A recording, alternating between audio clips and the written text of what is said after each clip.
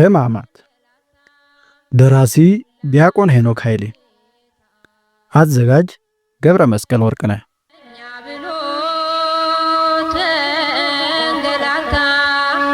የሁላችን ጌታ አዳም ቅጠል በልቶ ባመጣው በሽታ ክፍል 12 ደም የሚያወርሱ ወላጆች። ጲላጦስ በፍርድ ወንበር ላይ ተቀምጦ እያለ ከሚስቱ ዘንድ አንድ መልእክት ደረሰው። ስለ እርሱ ዛሬ በሕልም መከራውን ተቀብያለሁና በዛ ጻድቅ ሰው ምንም አታድርግ የሚል መልእክት ነበር። በማቴዎስ ወንጌል ምዕራፍ 27 ቁጥር 19 ተጠቅሶ እንደምናገኘው የሚደንቅ ነው። ሕግ አዋቂዎቹ አይሁድ ሌሊቱን ሳይተኙ ነቅተው አድረው ያልተገለጠላቸውን እውነት አሕዛቢቷ ወይም ከአሕዛብ ወገን የሆነችዋ የጲላጦስ ሚስት አግኝታ ተገለጠላት። ሐዋርያት ፈርተው በሸሹባት በዛች ሌሊት ይህች ሴት እንደ ሰማዕታት በእውኗም ሳይሆን በሕልሟ ስለ እርሱ መከራን ስትቀበል አደረች። ሕልም ከእግዚአብሔር ከሰይጣንና ከሥራ ብዙ ወይም ከሥራ ብዛት ሊታይ ይችላል ተብሎ ይጠቀሳል። በማቴዎስ ወንጌል ምዕራፍ 1 ቁጥር 20 ላይ እንዲሁም በመጽሐፈ መክብብ ምዕራፍ 5 ቁጥር 3 ላይ እንዲሁም በትንቢተ ዘካርያስ ምዕራፍ 10 ቁጥር 2 ላይ እንደሚነግረን የዚች ሴት ሕልም ግን ከእግዚአብሔር ዘንድ ነበር። ለእርሱ ማሳሰቢያ ይሆን ዘንድ በአምላካዊ ሥራ ይህንን ተናገረች። ወደ እርሱም መላኳ የሚከራከሩት ሰዎች ስላየች ነገር እንዲደነቁ ነበር ይላል ቅዱስ ኤፍሬም ሶርያዊ በትርጓሜው ወንጌል ላይ። ቅዱስ ዮሐንስ አፈወርቅም ይህንን ሕልም ተራ ክስተት አይደለም፣ ከክስተቱም ሌሎች ወይም ከተከስተቱት ሌሎች ነገሮችና ስለ ክርስቶስ ንጽሕና ከተገኙት ማስረጃዎች ጋር ይህ ሕልም ከዛ ስህተታቸው ሊያስቆማቸው ይገባ ነበር ብሎ ይነግረናል። አክሎም ሕልሙ ለምን ለጲላጦስ አልታየውም? ምናልባት ለሕልሙ የተገባችው ሚስቱ ሆና ይሆናል ይላል ቅዱስ ዮሐንስ አፈወርቅ።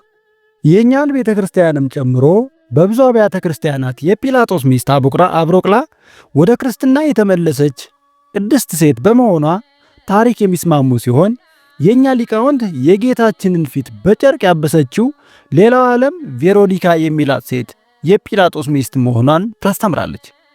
የጌታችንን ስቅለት በሚመለከት ብዙ ጥናት ተደርጎ እንደተሰራ የሚነገርለት ዘ ፓሽን ኦፍ ክራይስት የተሰኘው ፊልም የኢትዮጵያ ቤተ ክርስቲያን አቋም ተከትሎ የጲላጦስ ሚስት ማበሻ ጨርቅ እንዳቀረበች የሚያሳይ ትዕይንት አካቷል። በእኛ ቤተ ክርስቲያን የተጻፈውና በሌሎች ዘንድ የኒቆዲሞስ ወንጌል በተባለ አዋልድ መጽሐፍ ላይ የተመዘገበው ታሪክ ደግሞ ወደ ክርስትና የመጣችው ሚስቲቱ ብቻ እንዳልሆነች እና ባሏ ጲላጦስም ወደ ክርስትናው እንደተመለሰና አሟሟቱም የሰማዕትነት እንደሆነ ያስረዳል። ሊቁ ጠርጦለስ ጲላጦስን የክርስቲያን ልብ ያለው ሲል የገለጠው ሲሆን አውሳቢዮስ ደግሞ በተቃራኒው ራሱን አጥፍቶ እንደሞተ ጽፏል። በባለቤቶቹ ሮማውያን የታሪክ መዛግብትም ስለ ጲላጦስ ፍጻሜ ሮም ተጠርቶ ጌታን ለምን ገደልክ ተብሎ ሞተ፣ አምኖ መስክሮ በክርስትናው ሞተ ወዘተ የሚሉ አከራካሪ ታሪኮች ተጽፎ እናገኛለን። ሐዋርያው ቅዱስ ዮሐንስ አፈወርቅ ደግሞ ቢያየው እንኳን እንደ እርሷ ላያምንበትና ላይናገረው ስለሚችል ይሆናል በሕልሙ ለሱ ያልተገለጠለት ይላል። ሕልሙ የታወቀ ይሆን ዘንድ ሚስቱ ማየቷ የበለጠ አስፈላጊ ነበር። ሕልሙን ማየቷ ብቻ ሳይሆን በሕልሟ መሰቃየቷንም አስተውሉ። ጲላጦስ ለሚስቱ ስቃይ ሲል እንኳን በዛ ግድያ ላይ ከመሳተፍ ሊታቀብ ይገባው እንደነበር ያሳየናል። ሕልሙ የታየበት ጊዜም በተገባ ሰዓት ነበርና ያየችው በዋዜማው ምሽት ነበርና ይላል ቅዱስ ዮሐንስ አፈወርቅ የማቴዎስ ወንጌልን በተረጎመበት ድርሳኑ።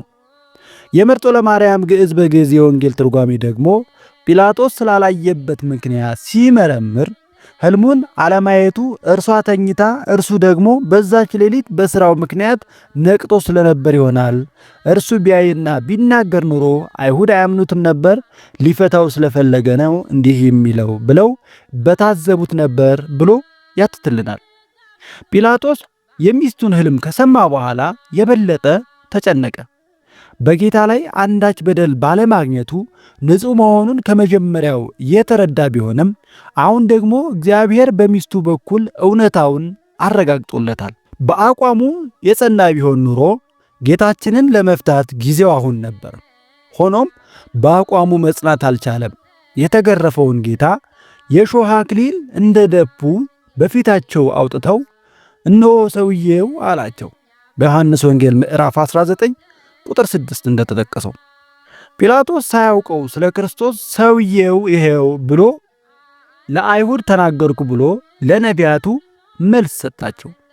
ነቢዩ ዳዊት ሰው እናታችን ጽዮን ይላል በውስጧም ሰው ተወለደ ብሎ ለተናገረው ትንቢት ጲላጦስ ሰውየው ይሄውና ብሎ ተሰጥኦውን ወይም ምላሹን መለሰላቸው።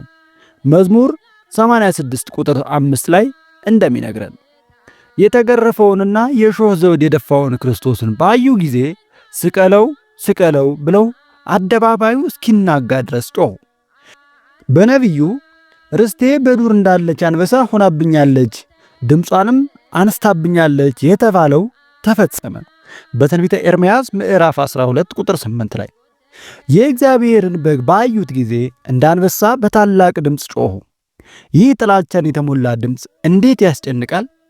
እንዲህ ይጮህበት ዘንድ ክርስቶስ ምን አደረገ? የማንን ርስት ቀማ?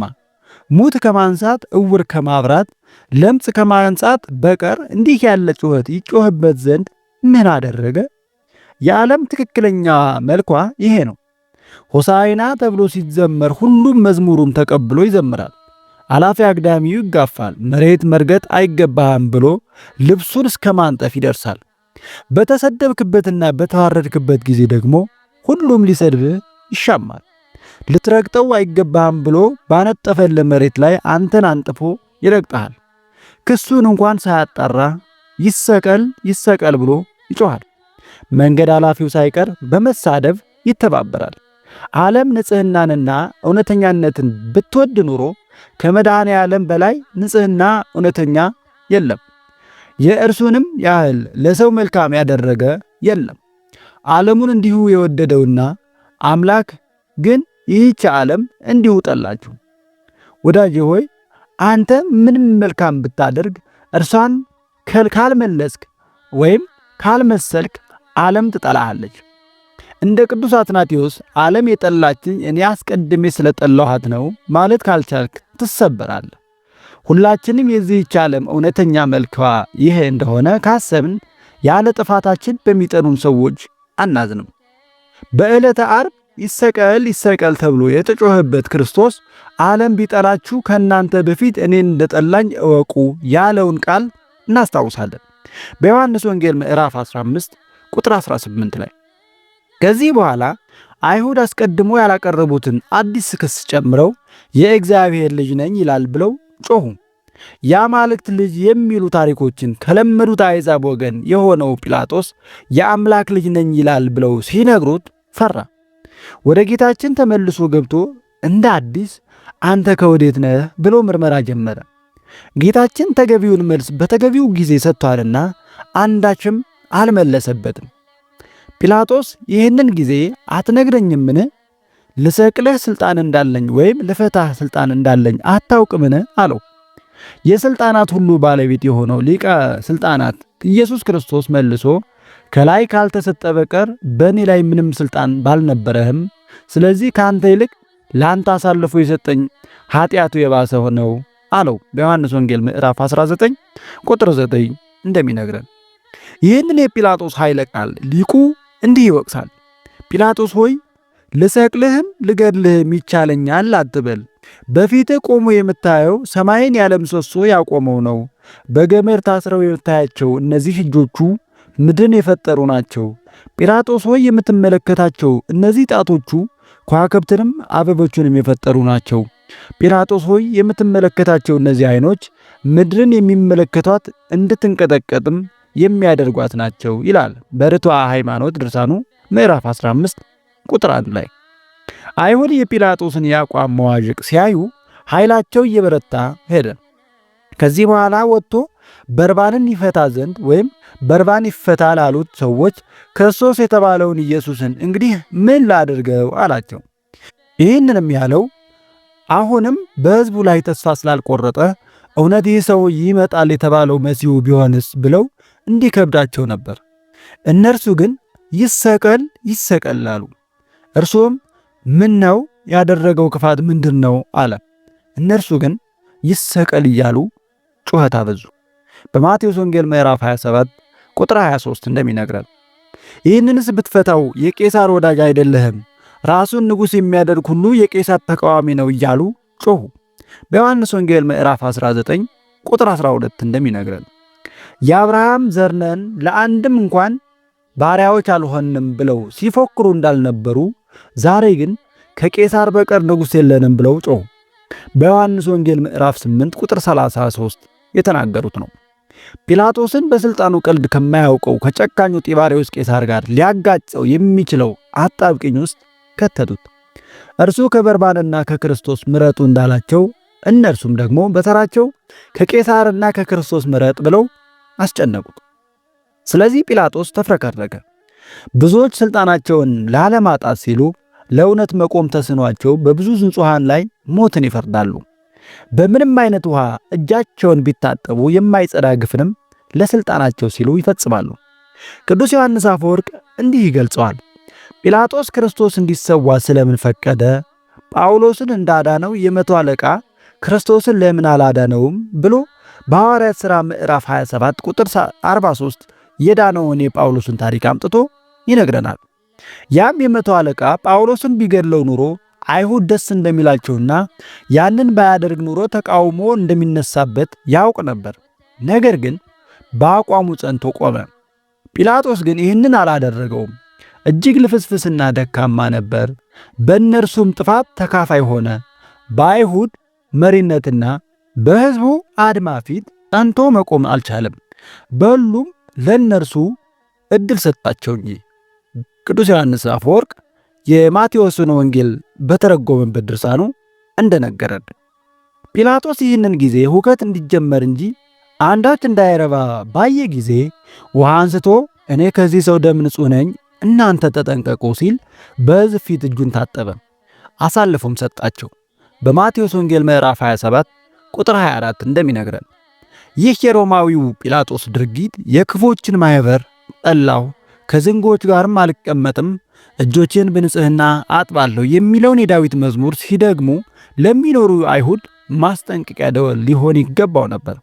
መዝሙር 26 ቁጥር 6 ላይ እንደተጻፈው አይሁድ የንጹሑን ጌታ ደም በማፍሰስ ተጠያቂ እንዳይሆኑ ከዚህ ሰው ደም ንጹሕ ነኝ በሚለው የይሁዳና የጲላጦስ ንግግሮች ውስጥ ሁለት ጊዜ ማስጠንቀቂያ ተሰጧቸው ነበር። ቅዱስ ዮሐንስ አፈወርቅ የማቴዎስን ወንጌል በተረጎመበት ድርሳኑ እንደሚያስረዳን እነርሱ ግን ከቁብም አልቆጠሩትም። አልፈው ተርፈው ደሙ በእኛና በልጆቻችን ላይ ይሁን አሉ። በማቴዎስ ወንጌል ምዕራፍ 27 ቁጥር 25 እንደሚነግረን ቅዱስ ጳውሎስ ከኃጢአተኞች በደረሰበት እንዲህ ባለ መቃወም የጸናውን አስቡ እንዳለ በጌታ ላይ የገዛ ወገኖቹ በተቃውሞ ጮኹበት። በዕብራውያን መልእክት ምዕራፍ 12 ቁጥር 3 ላይ ሐዋርያው ቅዱስ ጳውሎስ እንደነገረን አፈወርቅ እንዲህ ይላል፣ የተራገሙት ራሳቸውን ብቻ አልነበረም በገዛ ልጆቻቸው ላይ ሳይቀር እርግማንን አወረዱ። ሲገለጽ በማይችል ወይም ሊገለጽ በማይችል እብደት ውስጥ ነበሩ። አይሁድ ከራሳቸው አልፈው በልጆቻቸው ላይ ያወረዱት እርግማን ውጤቱ ምንድን ነው? በእርግጥ እስራኤላዊ ሁሉ የጌታችንን ደም አለበት ማለት ነው? መልሱ አለበትም የለበትም የሚል ነው። በደፈናው አለበት ብቻ ካልን የመጀመሪያዎቹ ክርስቲያኖች ቅዱሳን ሐዋርያትም ጭምር እስራኤላውያን በመሆናቸው ደሙ በእነርሱ ላይ ነው ሊያሰኘን ነው። ሆኖም እግዚአብሔር በግልጥ የአባቶች መልካም ሥራም ሆነ በደል በልጆች ላይ ስለሚኖረው ውጤት ከቀድሞ ጀምሮ የተናገረውን ማየት ከቻልን ጉዳዩ አያውከንም። እነሆም ልጅ ቢወለድ ጻድቅ አባቱ የሠራውን ሥራ ባይሠራ ርኩሰትን ቢያደርግ በሕይወት ይኖራልን? በሕይወት አይኖርም። ይህንን ርኩሰት ሁሉ አድርጓልና ፈጽሞ ይሞታል፣ ደሙ በላዩ ላይ ይሆናል። እነሆም ልጅ ቢወለድ አባቱ የሠራውን ኃጢአት አይቶ ቢፈራ እንዲሁም ባይሠራ በትእዛዜም ቢሄድ እርሱ ፈጽሞ በሕይወት ይኖራል እንጂ በአባቱ ኃጢአት አይሞትም ተብሎ በትንቢተ ሕዝቅኤል ምዕራፍ 18 ቁጥር 1 እስከ 20 ተነግሯል። ስለዚህ ደሙ በልጆቻችን ላይ ይሁን የሚለውን እርግማን በልጆቻቸው ላይ በእብደት ቢናገሩም ይህ እርግማን ሊደርስ የሚችለው በአባቶቻቸው ወይም የአባቶቻቸውን የክፋት ጎዳና ተከትለው የክርስቶስ የሆኑትን በሚያሳድዱ ላይ ብቻ ነው። በዛም ምክንያት የተሰጣቸውን የንስሐ ዘመን ያልተጠቀሙና ክርስቶስ ወይም የክርስቶስ ተቃዋሚ ሆነው የቀጠሉ ሰላም አጥተው ቂም አዝለው ደም ጨብጠው እንደሚኖሩ ለመረዳት ከዛ በኋላ ከተከሰቱ ታሪካዊ ክስተቶች ለመረዳት ይቻላል። እንኳን አምላካዊያንን ወይም አምላካዊውን ደም ይቅርና የማንንም ሰው ደም በግፍ ያፈሰሰ ሰው በንስሐ ካልተመለሰ በስተቀር ዕዳ እንዳለበት ግልጽ ነው። የየዋሁ የአቤል ደም ከምድር ይጮሃል ተብሎ ተጽፏልና በኦሪት ዘፍጥረት ምዕራፍ 4 ቁጥር 10 ላይ። የመድኃኔ ዓለም ደም ግን ሐዋርያው ከአቤል ደም ይልቅ የሚሻለውን ወደሚናገር ደም ደርሳችኋል እንዳለው ከአቤል ደም የሚበልጥ ነው።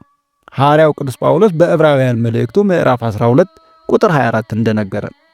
ሆኖም የጌታችን ደም ይቅርታን ለሚሹ ሁሉ ከኃጢአት ሁሉ የሚያነጻ ነው እንጂ እንደ አቤል ደም ከሳሽ ብቻ አይደለም። ይህ ደም ስላፈሰሰው ወንድሙን እንደሚከስ እንደ አቤል ደም አይደለም፣ የሕዝብንና የአሕዛብን ኃጢአት የሚያርቅ ነው እንጂ እንዳለ አባ ጊዮርጊስ ዘጋስጫ በአርጋኖነ ድንግል ላይ። እግዚአብሔር የአይሁድን እብደት ተከትሎ ከሁሉም ወይም በሁሉም ላይ መቅሰፍትን አላወረድም። ሰውን ወዳጁ አምላክ በራሳቸው ላይ የፈረዱትን ፍርድ እንኳንም አልያዘባቸውም። በእነርሱም ሆነ በልጆቻቸው ላይ እርግማኑን አላጸደቅም። ከእነርሱም ሆነ ከልጆቻቸው መካከል በንስሐ የተመለሱትን ተቀብሏቸዋልና የማይቆጠሩ በጎች ነገሮችንም ለመቀበል የተገቡ አድርጎ ቆጠራቸው ይላል ልሳነ ወርቅ ቅዱስ ዮሐንስ አፈወርቅ በድርሳኑ ላይ ሲናገር፣ የማቴዎስ ወንጌል ትርጓሜ በተረጎመበት ድርሳኑ። ቀጣዩን በቀጣይ ክፍል እንመለከተዋለን። ወስብሐት ለእግዚአብሔር ወለወላዲቱ ድንግል ወለመስቀሉ ክቡር። ይቆያል። ባመጣው በሽታ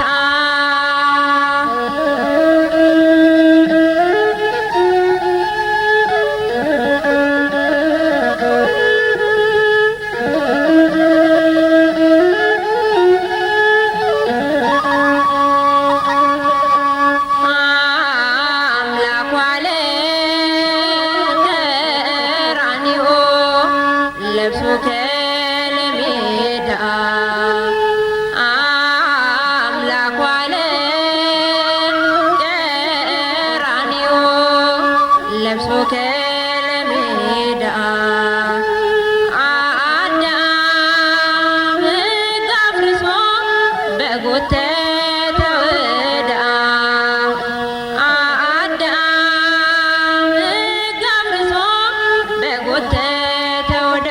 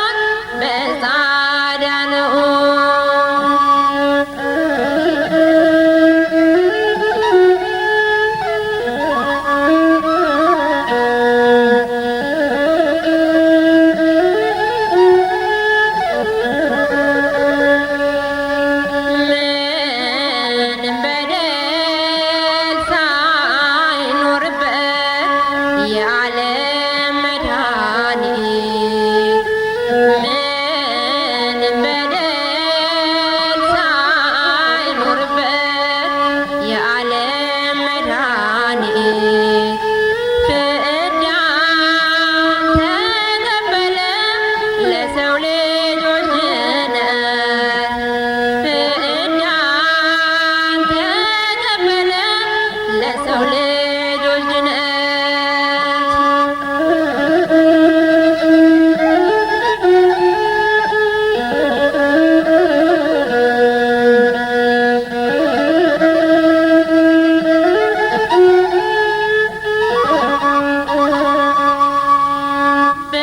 በመሬት ላይ ተንገላታ ሩህሩህ ጌታ በመሬት ላይ ተንገላታ ሩህሩህ ጌታ አዳም ሕግ አፍርሶ ባመጣው በሽታ